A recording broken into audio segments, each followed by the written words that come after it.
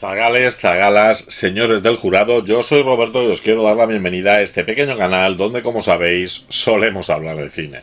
Y es que estamos acostumbrados a hablar de héroes de acción, de villanos inolvidables, de monstruos imposibles, de detectives duros, de científicos locos, pero hay que reconocer que todos estos personajes tienen algo en común en cualquiera de los géneros, desde el terror a la ciencia ficción, pasando por la fantasía y hasta en una comedia negra. Y es que todos estos personajes han tenido una madre. Y el cine nos ha enseñado algo, que una madre puede ser muchas cosas. Puede ser un refugio, puede ser protección, puede ser una heroína capaz de enfrentarse al fin del mundo para salvar a sus hijos, o puede ser una presencia absorbente, una figura dominante, una sombra controladora, y eso es lo que hace tan fascinantes a las madres en el cine.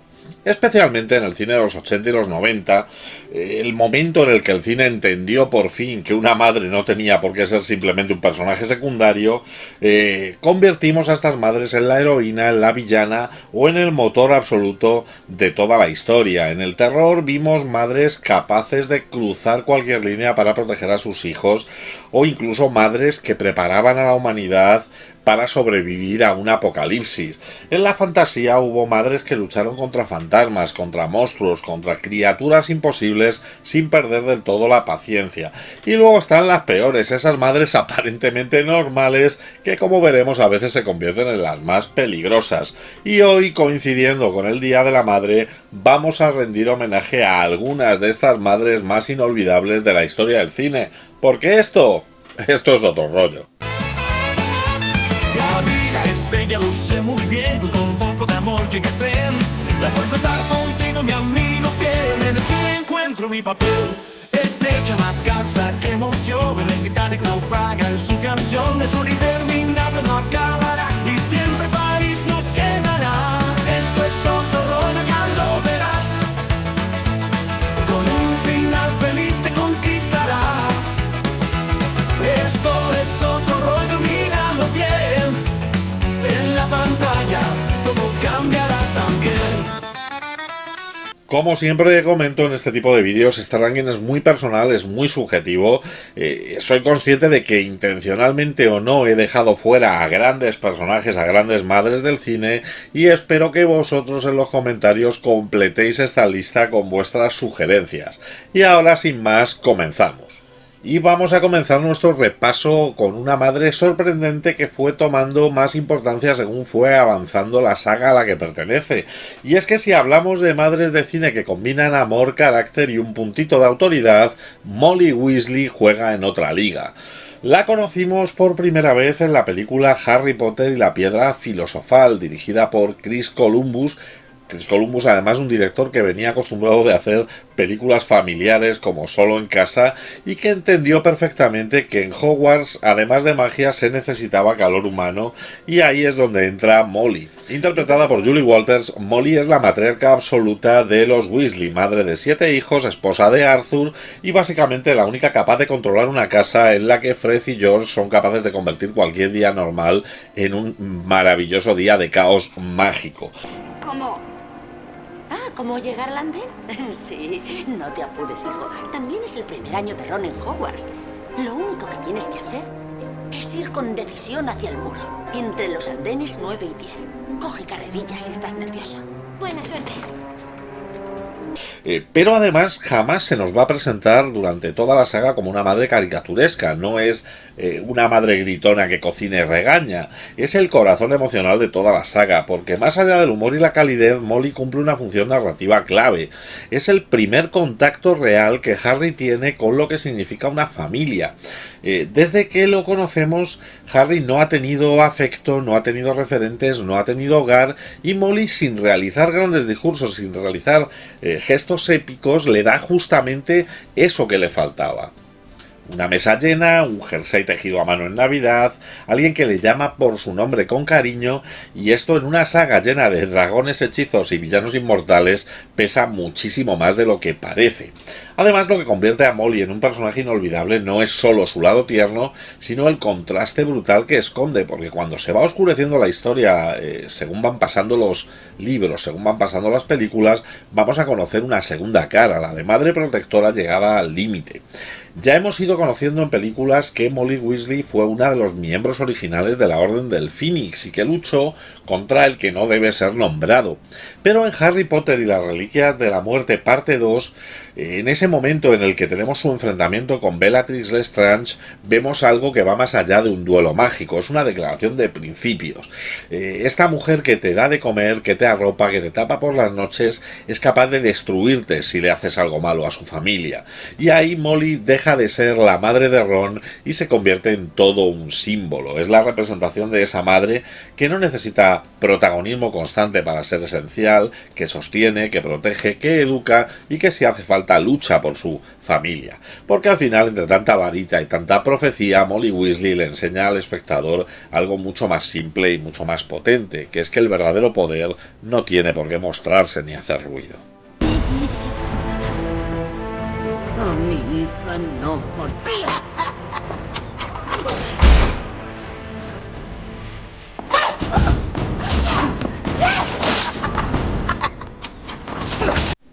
Si mezclamos a James Cameron, una película de espías a los James Bond y una crisis de pareja de mediana edad, lo normal es que te salga algo completamente desatado, y eso es lo que ocurrió en la película Mentiras Arriesgadas.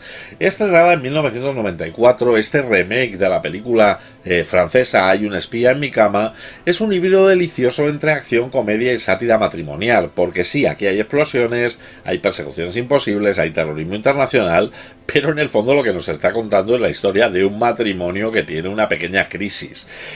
James Cameron, que en aquel momento estaba en el momento más dulce de su carrera, nos trajo el personaje de Helen Tasker, esposa, madre de familia en los suburbios americanos, interpretada por Jamie Lee Curtis.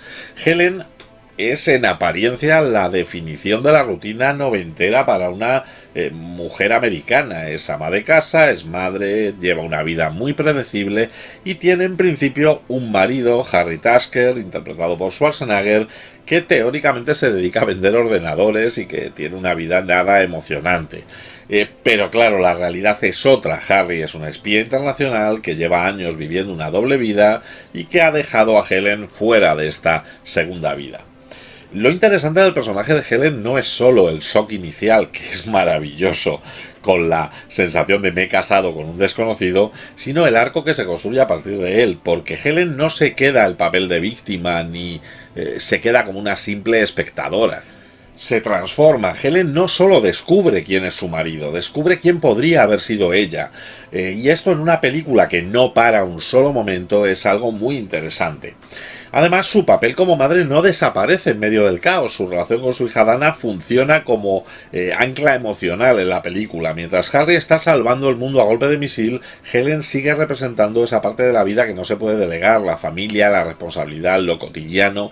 Es el contraste perfecto, porque Mentiras Arriesgadas necesita que todo sea exagerado, más grande, más ruidoso, más espectacular, pero también necesita que haya alguien que nos recuerde constantemente que hay una vida real en juego, y ese personaje va a ser Helen. Un poco difícil. Peor que lo del Cairo. ¿Lo del Cairo?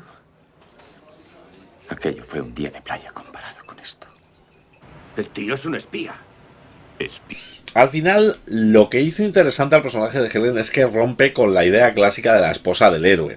No es el premio al final de la misión, no es el elemento pasivo que espera en casa, es alguien que evoluciona, que se enfrenta a una verdad incómoda y que en el proceso se redefine a sí misma porque al final salvar el mundo es algo bueno. Helen, espera. ¿Harry?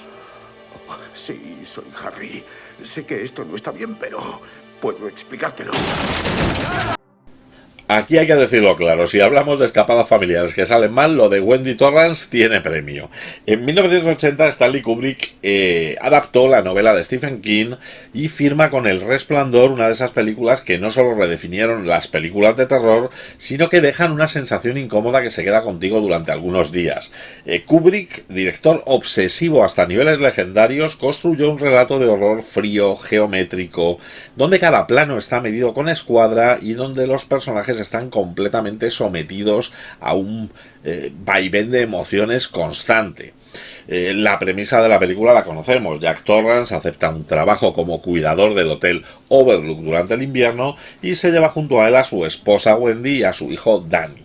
Y esto, que en principio era una oportunidad de aislamiento creativo, con el paso del tiempo se convierte en una espiral de locura, visiones y violencia que acabará explotando. Ganas. Ahora ya puedes ir despacito, ¿eh? De acuerdo. Dame la mano. En medio de este tablero helado aparece Wendy, interpretada por Shelley Duvall, y aquí es donde viene la historia. El rodaje fue durísimo para ella. Kubrick repetía las escenas hasta que Shelley Duvall estaba completamente agotada, buscando que el personaje tuviera una fragilidad real que se transmitía en la pantalla, y desde luego se ve claramente. Durante mucho tiempo se ha pensado que Wendy era un personaje muy débil, nervioso, asustado, siempre al borde del colapso. Pero esa lectura es corta, porque Wendy no está en una película de acción, no tiene herramientas, no tiene entrenamiento, es una mujer normal atrapada en esta situación, aislada del mundo, en un hotel que parece de vida propia, con un marido que está descomponiéndose mentalmente y con un hijo que ve cosas que ningún niño debería ver. No va a haber discursos épicos, no va a haber música triunfal, no va a haber un momento heroico de final de película. Lo que va a haber es miedo constante, decisiones improvisadas y una tensión que no para. Wendy no lucha porque quiera ser valiente, porque quiera demostrar algo, lucha porque no le queda otra. Su prioridad solamente es sacar a Danny de allí con vida, y todo lo que hace, desde intentar tranquilizar a Jack hasta enfrentarse a él cuando ya no queda otra, nace de un instinto materno puro, casi animal. Y esa es la clave de su personaje y de por qué Wendy es muy diferente al resto de Final Girl en las películas de terror. Wendy no sobrevive porque el guión la proteja, sobrevive porque aguanta, porque no se rinde, porque tiene que proteger a su hijo, y en ese sentido pocas personajes en el cine han sido tan humanos y tan valientes como ella.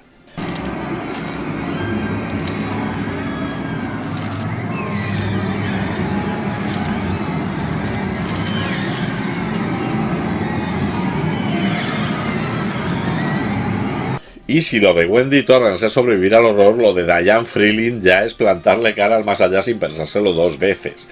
En 1982 se estrenó la película Poltergeist, dirigida oficialmente por Toby Hooper, aunque con la sombra de Steven Spielberg planeando en todo el proyecto. Spielberg escribió y produjo la película, las malas lenguas dicen que dirigió parte de las escenas, pero bueno, siempre lo han desmentido. Y ese tono de familia suburbana que se va al infierno sin previo aviso, que es claramente una película Spielberg. El resultado fue uno de los grandes clásicos del terror ochentero, un terror que mezcla lo cotidiano con lo imposible y que te deja mirando la tele con otros ojos. La historia va a empezar, como muchas otras, de una manera muy normal. Los Freeling viven en una urbanización tranquila, hasta que de repente la casa empieza a comportarse como si tuviera una agenda propia. Se mueven objetos, presencias invisibles, voces que salen del televisor, y de repente el golpe, la pequeña Caroline desaparece, yéndose a una dimensión paranormal que se abre en su habitación. Y ahí es donde entra el personaje de Diane, interpretada por Jovette Williams, porque la reacción de la madre, la reacción de Diane, no es de terror paralizante, no se queda en shock, no delega en los expertos paranormales a los que está contratando. Ella oye la voz de su hija, y si su hija está ahí dentro, ella tiene que buscarla. Sin manual de instrucciones, sin garantías, sin ningún tipo de protección real, sin saber lo que se va a encontrar en el otro lado. Ese es el corazón del personaje. La gente de la tele. Ajá.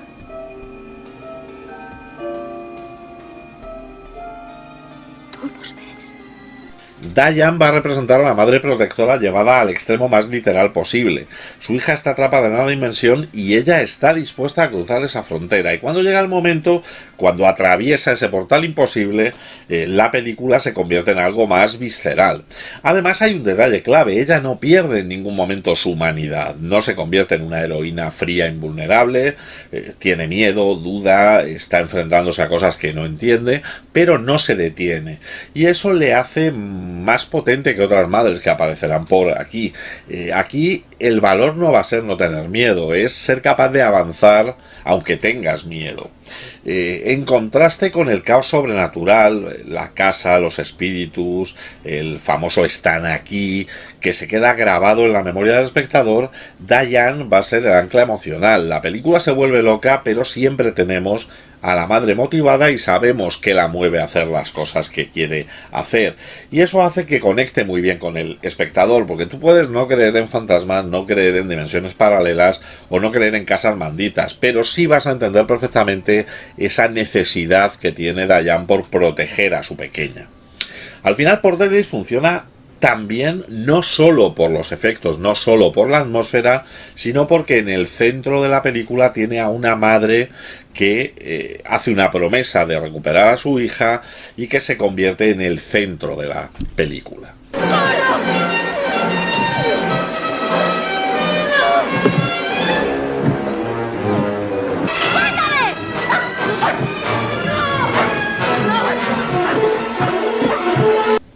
Vamos a cambiar completamente de tercio, porque no todas las madres del cine están hechas para dar un abrazo, y algunas de hecho están hechas para meterte en un maletero de un coche sin hacerte preguntas. Y si hay una reina en esa categoría sin ningún tipo de discusión, va a ser Mamma Fratelli. Los Goonies llegó en el año 1985, dirigida por Richard Donner, producida por Steven Spielberg y marcando un tono de aventura juvenil que luego se hizo muy popular durante el resto de la década. En esta se mezclaba peligro, se mezclaba humor, se mezclaba el espíritu de pandilla. Era una película que si la ves de pequeño va a formar parte ya de tu ADN cinéfilo para siempre. Es una fantasía ochentera. Un grupo de chavales encuentra un mapa del tesoro de un pirata, Willy el Tuerto, y se lanza a la aventura para intentar conseguir un dinero que salve a sus casas de la demolición. Habrá cuevas, habrá trampas, habrá esqueletos, habrá inventos imposibles, pero lo mejor es que habrá criminales de por medio, y ahí es donde entran los Fratelli.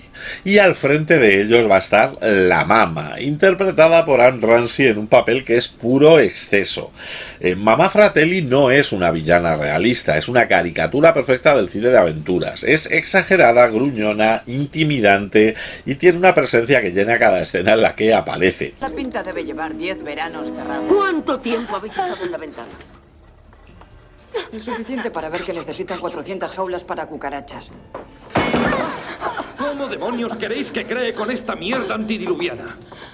Es la jefa absoluta, es la que manda, es la que grita, es la que decide y es la única capaz de hacer que sus hijos, dos delincuentes bastante inútiles, interpretados por Joe Pantoliano y por Robert Davi, parecen gente razonable a veces.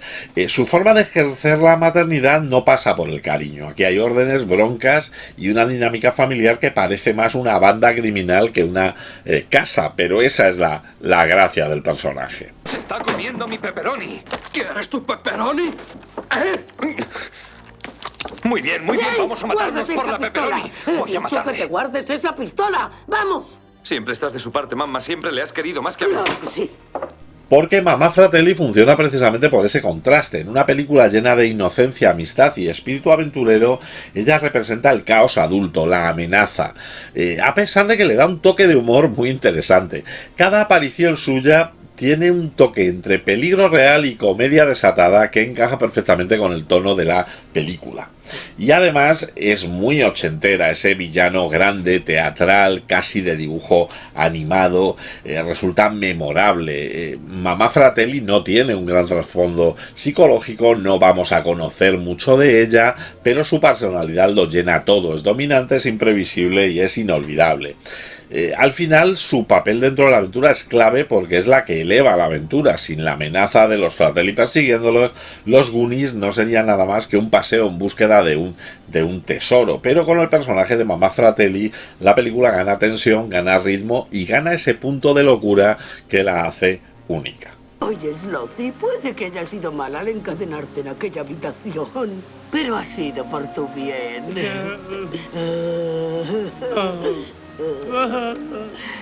¿Recuerdas cuando te cantaba nanas? En el número 5, en la mitad de la tabla, ya no vamos a hablar solo de una madre de cine. Estamos entrando en un territorio mítico. Porque Helen Ripley no es solo un personaje, es un antes y un después. Cuando James Cameron tomó el relevo de Ridley Scott con Aliens: El Regreso, podría haberse limitado simplemente a hacer una película más grande, con más criaturas y con más explosiones. Pero hizo algo mucho más inteligente. Convirtió la historia en un relato emocional disfrazado de película de acción. Y en el centro del todo está Sigourney Weaver. Ripley había sobrevivido al horror en Alien, pero aquí el personaje evoluciona de una manera brutal. Vamos a ver al principio de la película que después de pasar décadas en hipersueño, descubre que la hija que dejó atrás, la hija que dejó en la Tierra en su primer viaje, ya ha muerto. Y Cameron te lo muestra sin hacer escenas lacrimógenas, lo deja ahí como un pequeño detalle casi en silencio. Cuando este detalle va a tomar importancia va a ser cuando, junto con los marines espaciales, vaya a la colonia a ver qué está ocurriendo con esta población, se va a encontrar a Nut, a una niña traumatizada que está sobreviviendo como puede en un planeta que se ha convertido en una pesadilla. Y en ese momento Ripley no tiene una orden, no tiene un protocolo, pero sabe que tiene que proteger a esa niña. Y ahí Aliens deja de ser solamente una película de marines contra monstruos. Se convierte en una historia sobre pérdida, sobre redención, sobre una maternidad reconstruida en medio del caos. Cada decisión de Ripley a partir de ese momento va a estar marcada por su conexión con Nut. Ya no solo lucha por sobrevivir, lucha por alguien. Y esto nos va a llevar al clímax mítico de esta película, el enfrentamiento con la reina alien, que al final no deja de ser también otra madre protectora. Se convirtió en uno de los momentos más icónicos del cine de acción. Es una idea potentísima a nivel simbólico, porque estamos viendo un duelo entre dos formas de maternidad. Por un lado Ripley, humana, protectora, emocional, individual, y por otro lado la reina alien con una protección instintiva, biológica, prácticamente industrial. Son dos madres y son dos maneras de entender la supervivencia luchando por una niña. Cuando Ripley se planta delante de la reina y suelta la mítica frase: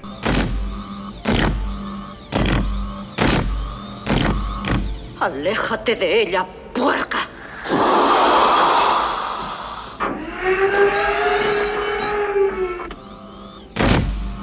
no está hablando como un soldado ni está hablando como una heroína de acción, está hablando como madre. Y aquí es donde todo encaja. De repente la acción, el terror, el desarrollo del personaje, todo converge y algo que era solamente una secuela se convierte en algo mucho más grande. Ripley no solo es una mujer fuerte dentro de una película de acción, que ya sería bastante. Es un personaje complejo, marcado por la pérdida, que encuentra una nueva razón para querer luchar en un lugar muy improbable. Y esto hace que la película esté un escalón por encima de otras en el género. Porque al final, aunque haya xenomorfos, haya explosiones, haya marines, lo que hace que Aliens: El Regreso sea tan especial es que es una película sobre una madre protegiendo a una niña de cualquier cosa. ¿Vamos a dormir todo el viaje hasta casa? Todo el viaje. ¿Puedo soñar? Sí, cariño. Las dos podemos soñar.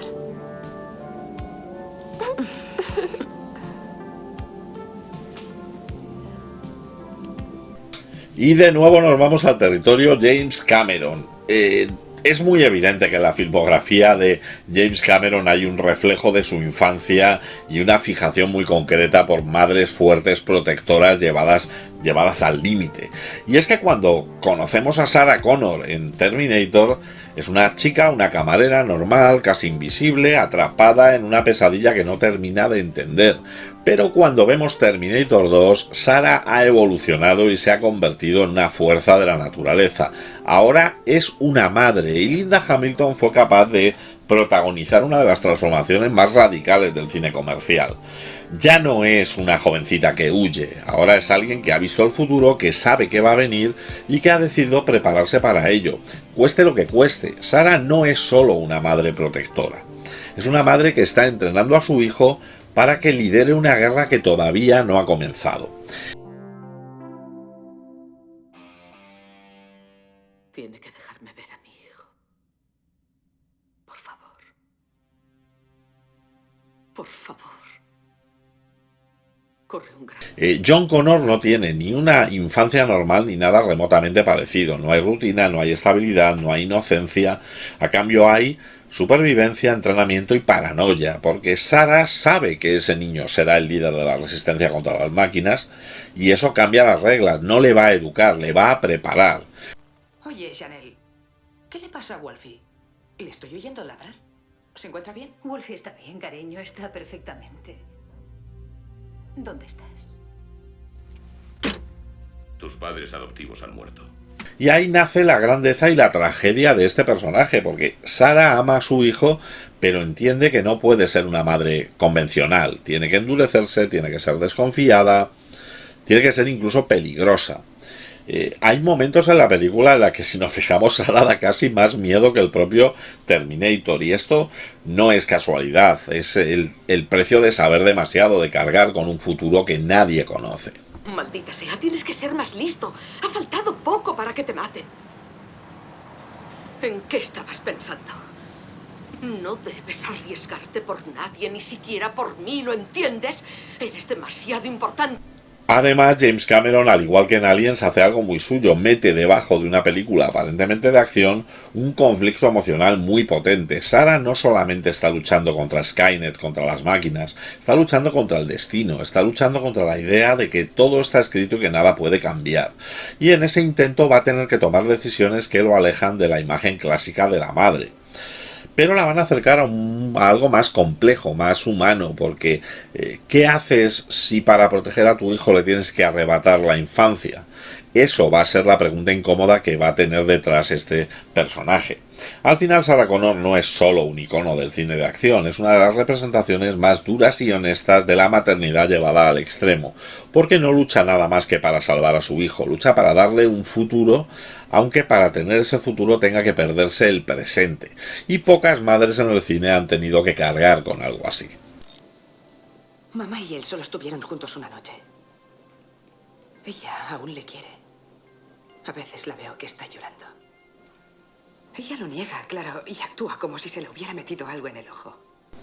Y en este momento vamos a dar un volantazo maravilloso, porque después de varias madres que salvan sus hijos de apocalipsis o de tremendos amenazas, toca una que probablemente, si se encontrara en esa situación, llamaría a la policía y denunciaría por no separar bien el reciclaje.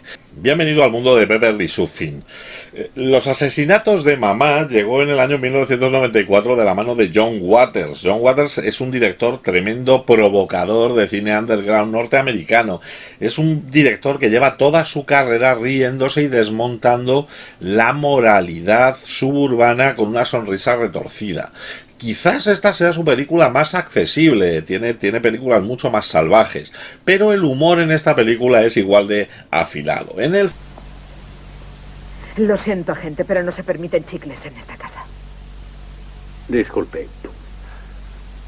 Estamos investigando unas llamadas obscenas y unos anónimos amenazantes que ha recibido la señora Dottie Hinkle. Centro de la película vamos a tener a Beverly, interpretada por Kathleen Turner en uno de esos papeles que son un caramelo envenenado. Beverly es la madre perfecta, educada, elegante, impecable, casa ordenada, familia modélica, la típica vecina que parece sacada de un anuncio de detergente. Pero debajo de esa fachada vamos a ver que tenemos delante a una asesina en serie con un código moral peculiar. Diga. ¿Es la residencia de las chupapollos? Maldita sea, deja de llamarme. ¿No es el 4215 de la calle del coño? ¡Zorra! Código postal 215, por el culo te la hinco. ¿Que alguien aparca mal? Es un problema. ¿Que alguien critica a su familia? Es un error grave. ¿Que no rebobinas la cinta del videoclub? Bueno, ya eso casi es una sentencia de muerte. La genialidad del personaje está en ese contraste constante. Waters coge la idea de la madre americana perfecta y la va a llevar al momento más absurdo y oscuro. Beverly no mata por dinero, no mata por venganza, no tiene ningún tipo de trauma, mata por normas sociales, por educación, porque se debe hacer lo correcto. Tengan todo separado para el reciclaje.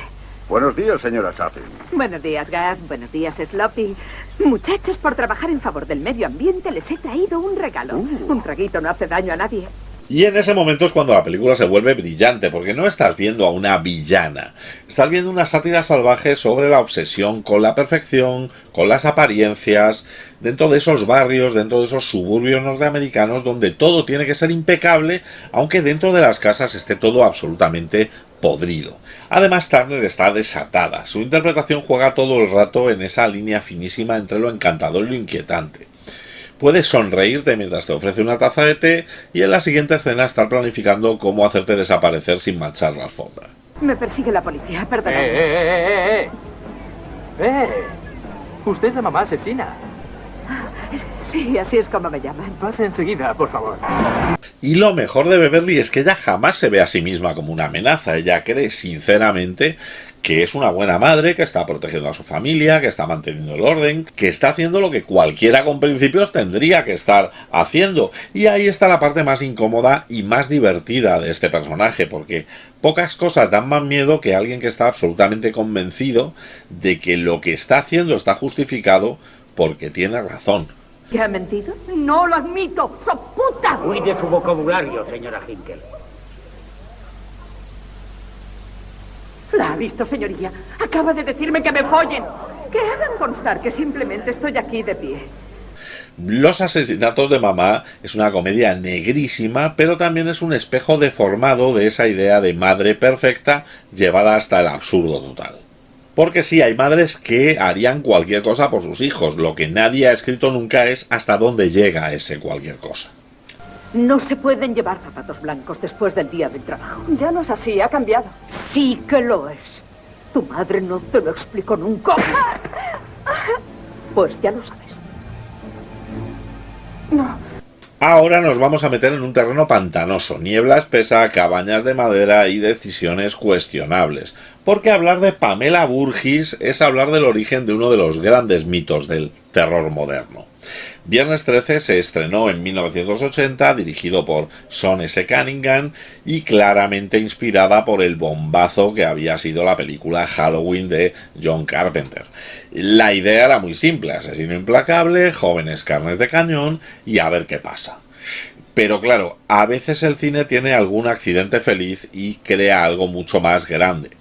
La premisa de la película es puro manual de slasher. Un grupo de jóvenes va a reabrir el Crystal Lake, el campamento Crystal Lake, un lugar con mala fama por una tragedia del pasado. Años antes, un niño llamado Jason Burgess murió ahogado mientras los monitores estaban, vamos a decir que, distraídos con otras actividades lúdicas poco recomendables.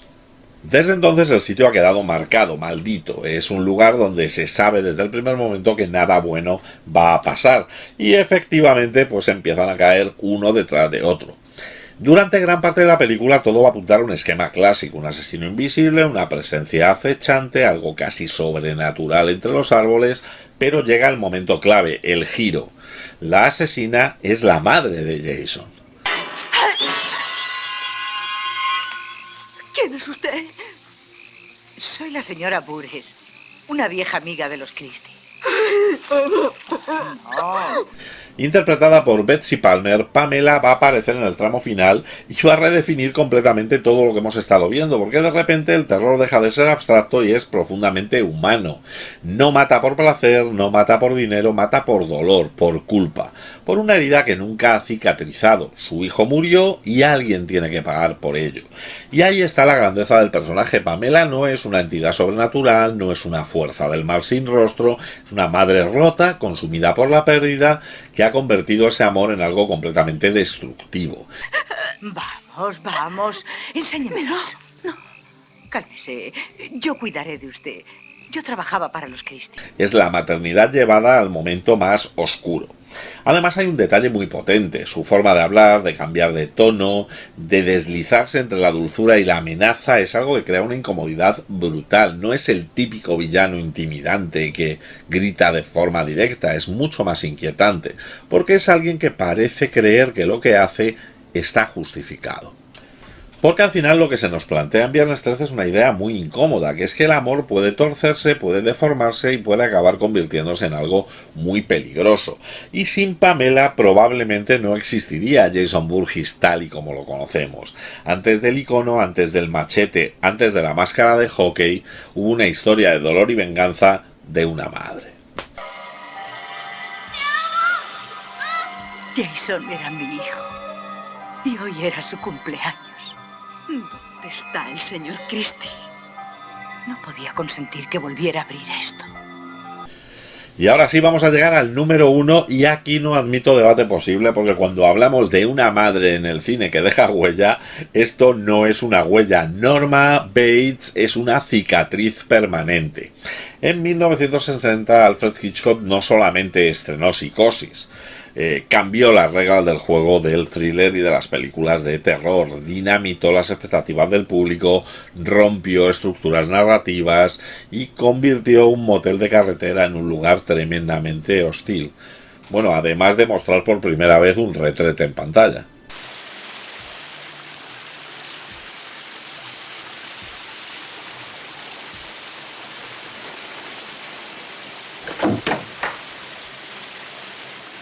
La historia va a arrancar con Marion Crane, interpretada por Janet Leigh, una mujer que tras cometer un robo va a acabar teniendo que pasar la noche en el motel Bates, donde conoce a Norman, al que da vida Anthony Perkins, un jovencito educado, tímido y con una relación con su madre que ya desde el primer momento huele raro.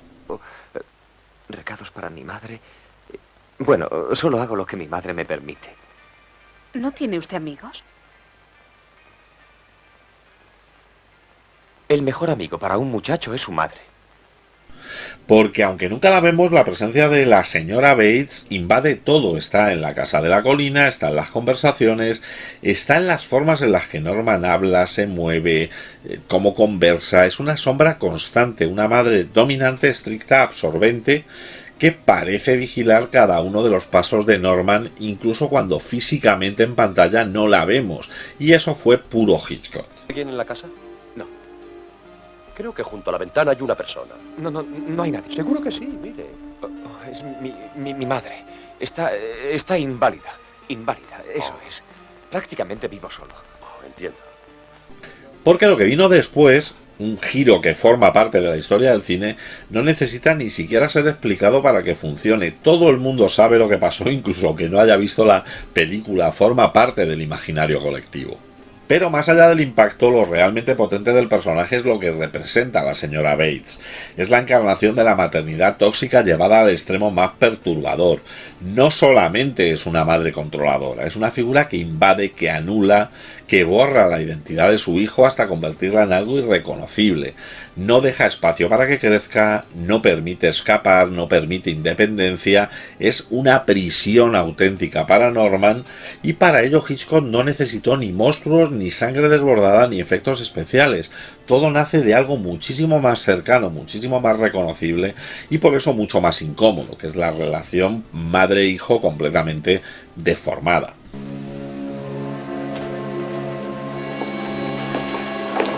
Señora Bates.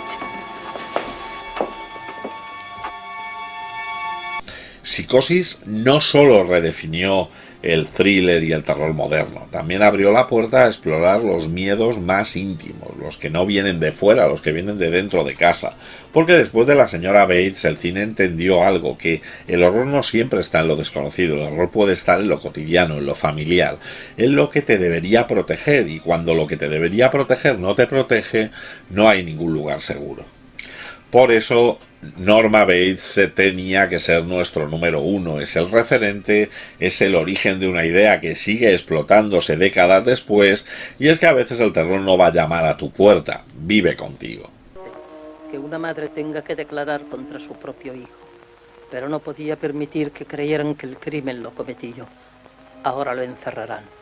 Debí hacerlo yo misma hace años. Siempre fue un malvado. Y bueno, zagales, hasta aquí el repaso por algunas de las madres más inolvidables de la historia del cine. Madres capaces de cruzar dimensiones, de sobrevivir a alienígenas, de escapar de hoteles o de convertir una cena familiar en una situación de riesgo emocional.